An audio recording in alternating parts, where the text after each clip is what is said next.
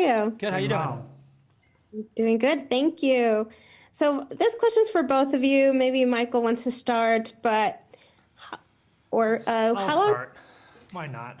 how long did it take to film this ongoing John Wick action scene,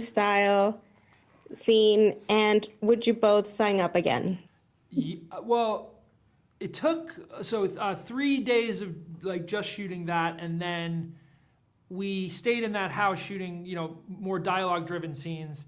And if we ever got ahead on the schedule, we had like 2 extra hours at the end of the day. I would look at Kyle and go, "Hey, let's go back and get a couple more shots for the fight scene." So probably 5 days altogether of jumping back into the wardrobe and getting banged up. And would you do it again? Yeah, absolutely. I mean, I think it's one of those things like right before they called action, my body was definitely like, "Oh God," because it's a lot. But definitely, like, now looking back at it, and what was captured and what we were able to do on camera, absolutely, I would do it again. Yeah, there's butterflies in your stomach. I realized, I'm thinking back to it, I'm like, oh, when we would go, "Oh, we're doing this again," I would go, "Okay, here we go." Like, it was just like, all right, here we go. I'm going to do this thing again. Yeah. And but it's great, but there was just no margin for error because they were so long. To be honest, no fish were harmed.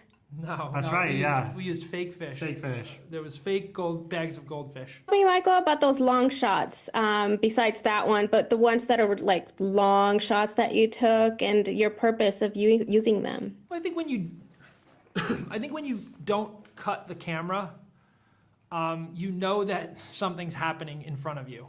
And certainly cutting is a tool of cinema, and there's a lot of ways you can cut. You can cut for punctuation. You can cut in a seamless way where you don't even realize and you're looking at something else.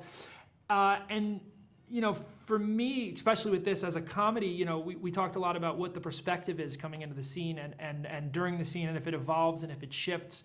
And so we might come into a scene in a certain character's perspective and then follow them around a house into a thing, and we're seeing and they're turning around and we're seeing something in the background, but they're not seeing it. And that's just a cinematic tool to sort of like create suspense in certain cases, to get laughs and create comedy in certain circumstances. And so because I've got this sort of rectangular frame that I get to put things in or put things out of, there were times where I just didn't want to cut, and I wanted to live in this moment and let the audience sort of experience it in real time.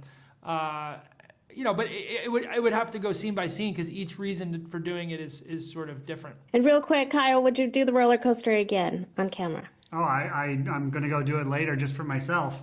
Yes, I would absolutely do it again on camera. I mean, I think us shooting 35 millimeter on a roller coaster, it was like, when are we ever going to be able to do that again? Not again. Yeah, let's just do it. Let's do it and put it up there and leave the legacy of it. Yeah. I love it. Well, thank you both so much for the time, and congratulations. Thank you. Thank you Nice so speaking much. with you. Have fun. Bye.